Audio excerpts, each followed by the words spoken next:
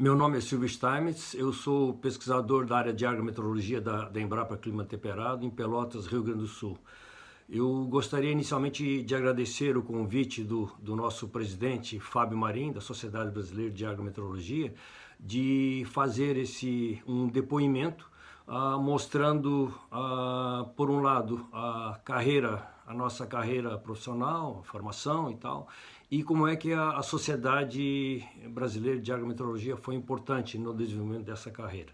Então, eu gostaria inicialmente de dizer que eu me formei em 1972 na Faculdade de Agronomia Eliseu Maciel, da Universidade Federal de Pelotas. Depois, no período de 75 a 77, eu fiz o mestrado nos Estados Unidos, na Universidade de Nebraska, em Lincoln. Tive o privilégio de ter como orientador o professor Blaine Bled e o professor Norman Rosenberg.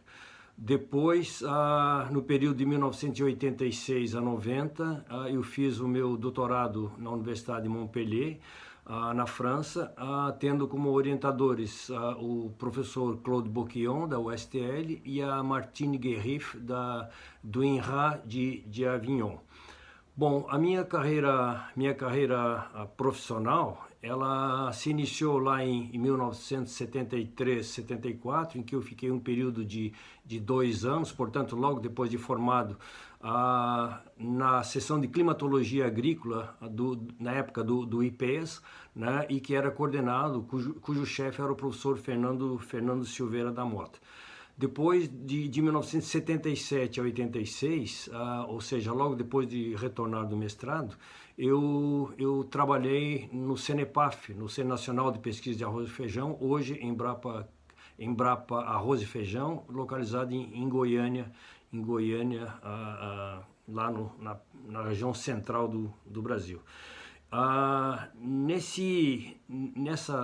em Goiânia, eu trabalhei mais, na época a cultura do arroz sequeiro era muito importante, então eu trabalhei mais com essa cultura,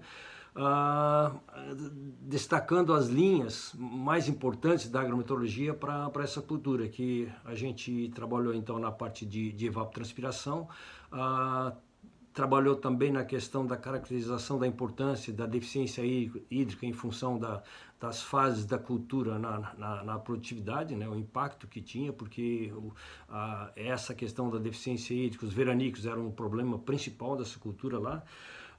Depois nós fizemos um trabalho tentando dar um zoneamento, digamos, de caracterização das regiões mais favorecidas para o cultivo do arroz sequeiro, dando subsídio ao pessoal do melhoramento, no sentido de tentar dar mais ênfase naquelas regiões em que o risco era menor, ou, por outro lado, tentar desenvolver cultivares mais apropriados para regiões onde o risco era maior. Nós também fizemos um trabalho no sentido de fazer a caracterização do risco climático para o estado de Goiás. Esse foi baseado no balanço hídrico, né? O trabalho anterior também foi no balanço hídrico, em função de uma parceria que a gente fez com o CIRAD da França, porque eles tinham um modelo de balanço hídrico que tinha sido utilizado na África, principalmente em Senegal, e a gente chegou à conclusão que esse trabalho poderia ser útil para a gente.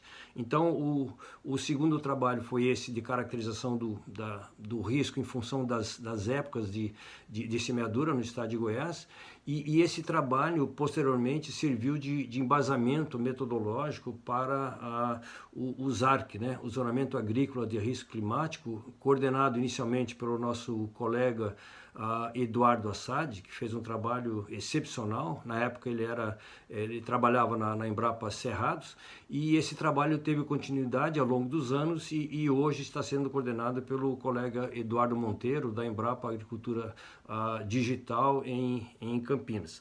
E de 1990 até agora, eu estou trabalhando aqui na Embrapa Clima Temperado, trabalhando nessa questão, por um lado, da caracterização da fenologia das cultivares de arroz, e também a questão de graus-dia, ou a determinação da soma térmica em diferentes fases da cultura, dando subsídio para um programa, um software, né, chamado Planeja Arroz, e que a finalidade desse software é dar subsídio aos produtores no sentido de, através da estimativa da data de ocorrência dos principais estádios de desenvolvimento da planta, os produtores possam, digamos, fazer um planejamento e tomar decisão quando é o momento de fazer as principais práticas de manejo da sua lavoura. Esse seria, digamos, um módulo 1, e o módulo 2 é também uma novidade que a gente ele estima a produtividade das cultivares, ao menos das principais cultivares, e isso foi feito através de uma parceria com a Universidade Federal de Santa Maria, principalmente com o professor Nereu Streck, né, e o professor Alencar Zanon, e que através da utilização do modelo Simula-Arroz. Então, a partir daí, a gente conseguiu, digamos, acrescentar algo importante nesse modelo. Também a gente fez um zonamento agrícola de risco climático para o arroz irrigado no Rio Grande do Sul, baseado na produtividade. Foi o primeiro zonamento, digamos, feito baseado na produtividade no Rio Grande do Sul, e esse trabalho só foi possível em função dessa parceria com a Universidade Federal de Santa Maria.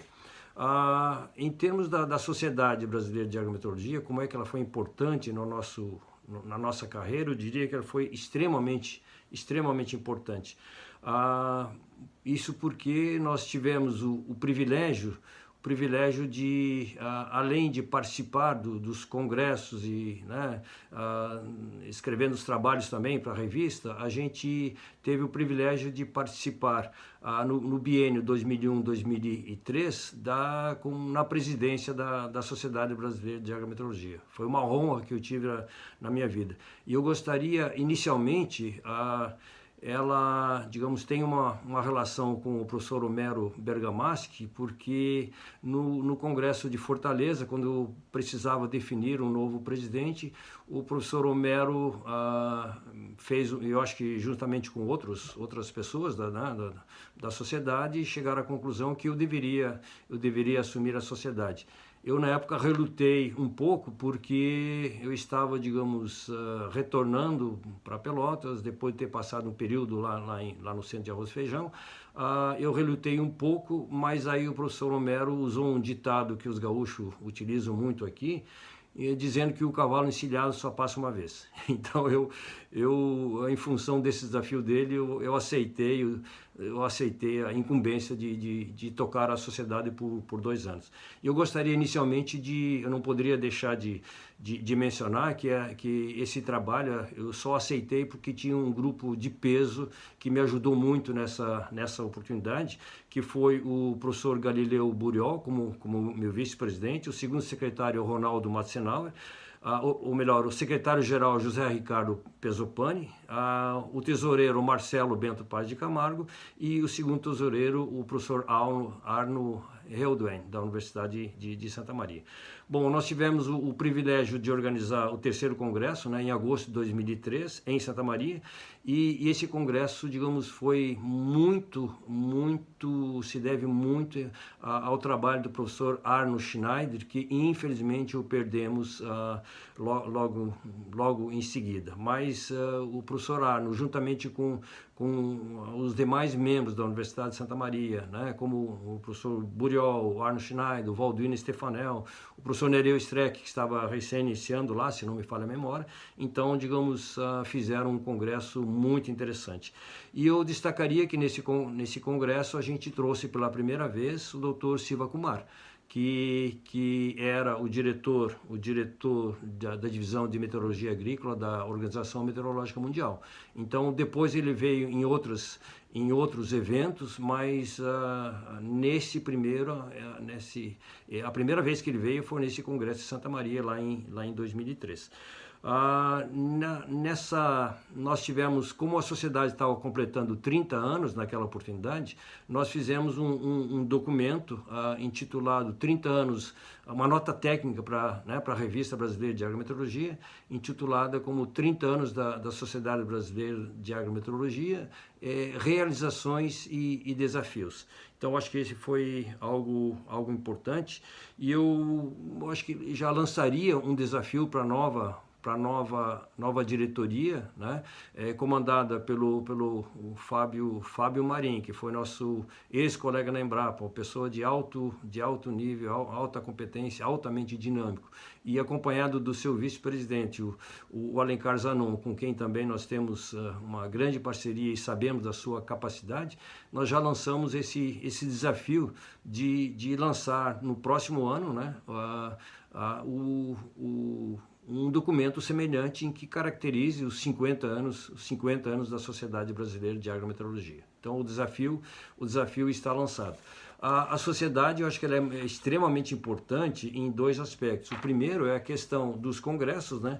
Como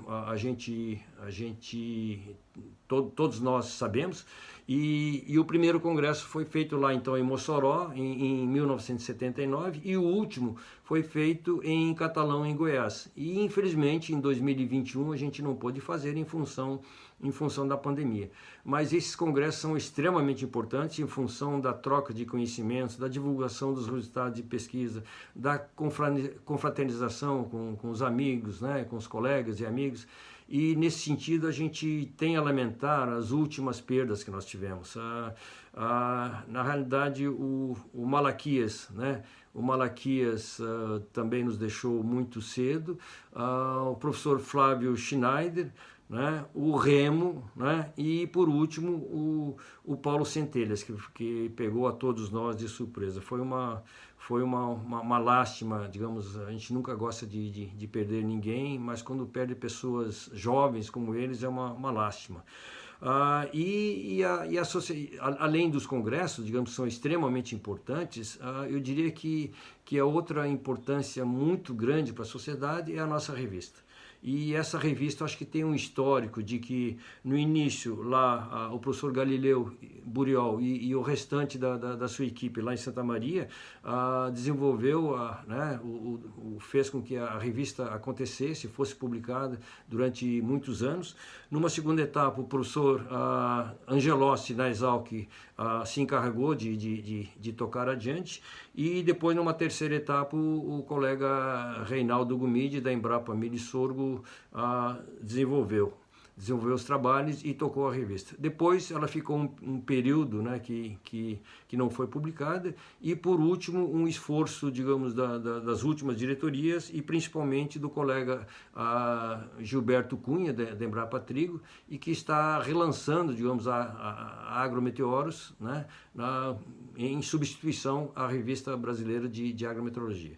Bem, eu gostaria de desejar, por último, sucesso para essa nova gestão, comandada pelo Fábio Marim e o Alencar Zanon, e que a gente tenha, então, em 2023, se tudo der certo, uma comemoração maravilhosa dos 50 anos da nossa Sociedade Brasileira de Agrometeorologia. Um grande abraço com uma saudação a todos.